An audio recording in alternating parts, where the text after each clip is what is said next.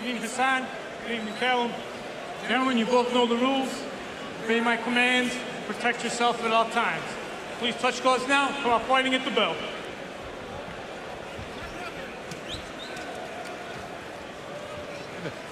Defending his world crown for the first time in an arena he's dreamt of lighting up since he was a little boy. Born into boxing on Merseyside with older brothers Paul, Stephen and Liam. They say he's the best, and Callum Smith has certainly looked that, but business to deal with as he meets his former sparring partner and acclaimed middleweight, Hassan. And Dam, there's a significant size and youth advantage for Smith, who has momentum. And Dam did have that win over Martin Murray, and he's mixed in very, very good company, Paulie, over the years, and normally gives pretty good showing. He can go down, but he can get up. He's a tough sword, isn't he? But look at the size difference. Yeah, absolutely. And again, we've mentioned how big of a super middleweight Callum Smith is. And was not the biggest middleweight. As a matter of fact, he told us yesterday in the fighter meeting that he could still make middleweight, but for the opportunity, he's come up in weight. Now, he's a clever guy, he's a crafty guy, and he's got a lot of heart. But he does go down, and he is susceptible to being hurt. He's won 37 of 40 in a career that goes back to 2004.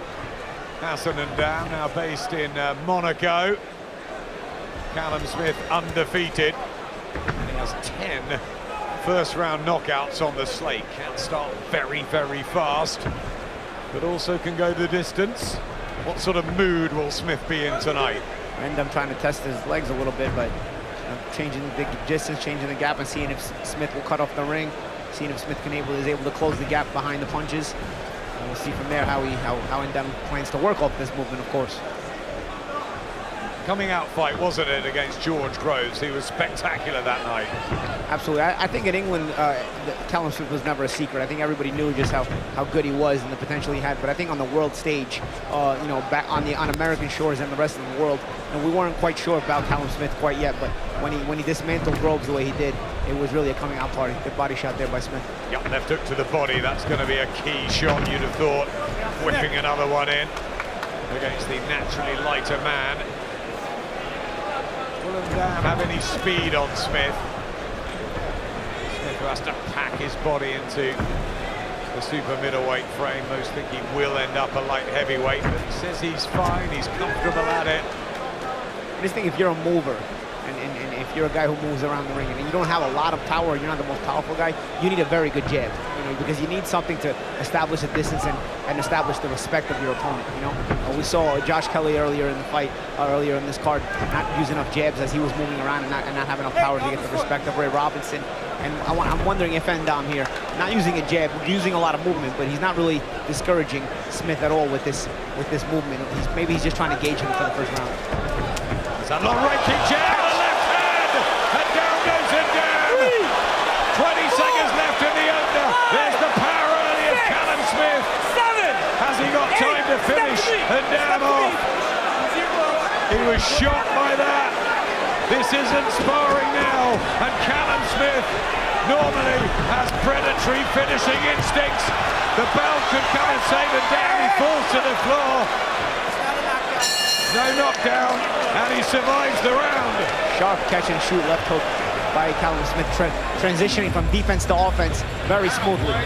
That's his trademark punch, Paulie, that catch and counter left hook. So dangerous with, that's the shot that sent George Groves reeling, then he stepped in and got the finish, but Callum Smith just looks like a huge light heavyweight in there in comparison to Hassan Ndam. Hassan Ndam, a lovely mover, very athletic, but I think the size difference here is just going to be far too much. There's that short left hook counter, bang, right on the chin. And you see, in America we call that a catch and shoot, as you receive the shot and block it, and then you come back right with your own shot, right from where you block it, the opponent's shot. Down the pipe, but chop it down, all right? But get your feet in close enough before there you was throw. Shot, and I think there was surprise about the power too. Up at super middleweight, Hassan Ndam is a minute long enough. The doctor's having a good look. Out he comes for the second round, attempting to somehow wrench this WBA super middleweight title off Callum Smith, but This could be Smith very quickly. I think he wants to make a statement here. He's been out of the ring a long time. He wants to get momentum going back into his career, remind the public what he possesses. What can Adam do now? And Same shot. Down for the second time. Didn't see it coming. Speed and power, and this is a matter of time, Matt. That's his shot, Adam. Catch and counter, left hook. He was sitting against George Grove. He's absolute master at it. I think this is going to be over fairly soon. He tries it with the right hand too. You see that works because Smith does such a good job of keeping his defensive position in an offensive mindset, and you know that allows him to be able to counter right from where he's at. Sharp right hand as well. No ring rust for Callum Smith, and Dan bravely tries to fight back. He's always done that through his career. Bounced up and down off the canvas a number of times and can go 12 rounds. So Smith knows that.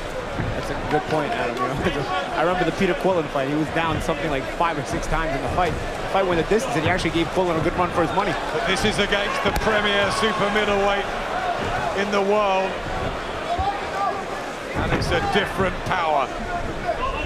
Yeah, and even the physical strength, Adam. Adam was struggling to even get a hold of Callum there. When they were up close, Callum can bully him, push him off, create room. And for such a tall guy, he can really fight well on the inside. Callum, when he finds those short punches, gets that angle round the back of the elbow. Every shot that he's landing clean is troubling and down. He reminds me almost with the way he stands and closes the gap like this with his high guard, like a Diego Corrales. But he's got a bit of a better jab than Diego, actually. One of my favorite fighters of all time, Paulie. Many people's. Very exciting fighter.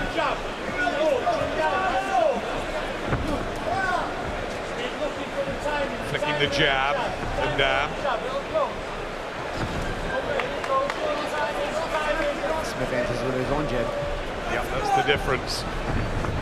All the technical advantage and the physical size with Smith. 2 knockdowns already within 2 rounds. A lot of razzle-dazzle from Endam with all this movement and jukes and jiving, but he's got to create something that's going to trouble Smith. Smith is starting to close the gap little by little. You can see the depth, the distance at which he's fighting at now is a bit closer, and he's going to be able to reach him down more and more if Endam doesn't do something.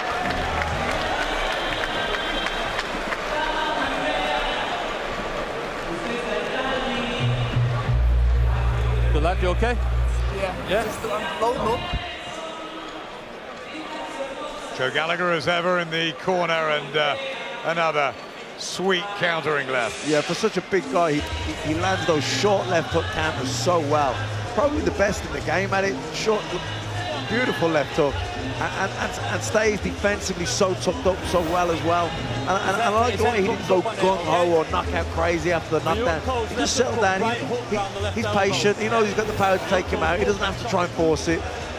Meanwhile, backstage,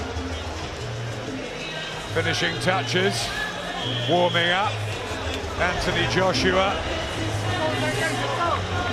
and the team that surrounded him through those training weeks in Sheffield and recently in Miami.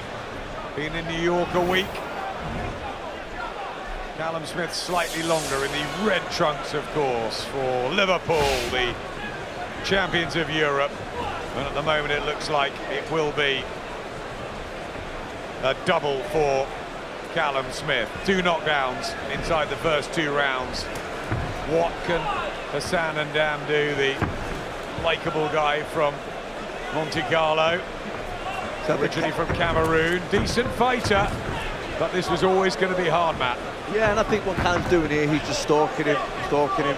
He knows that eventually Hassan Adam's going to have to take a chance and try and close that distance, probably lunge in with a left hook or right hand like it has been, and then Callum's just going to catch and counter with that left hook like he has done and cause the knockdowns.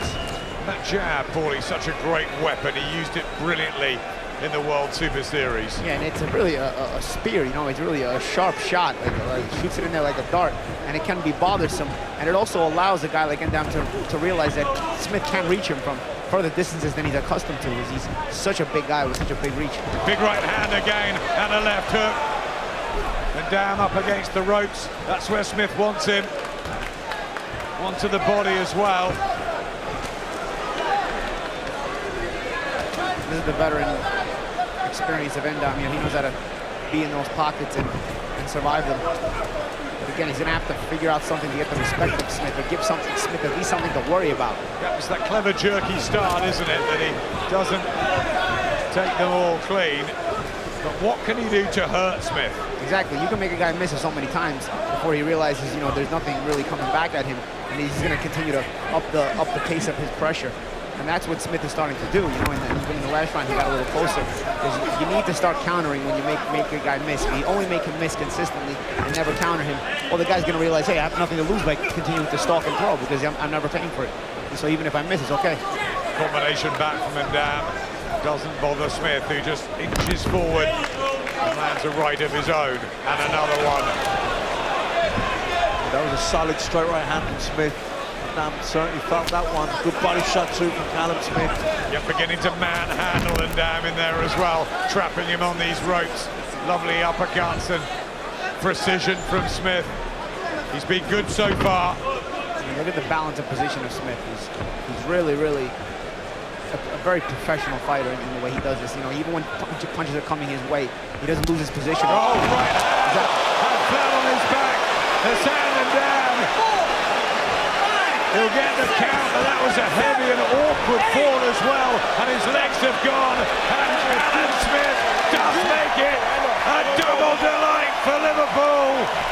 Champions of Europe, and this man is the champion of the world and the best super middleweight out there at the moment, and it was all pretty predictable.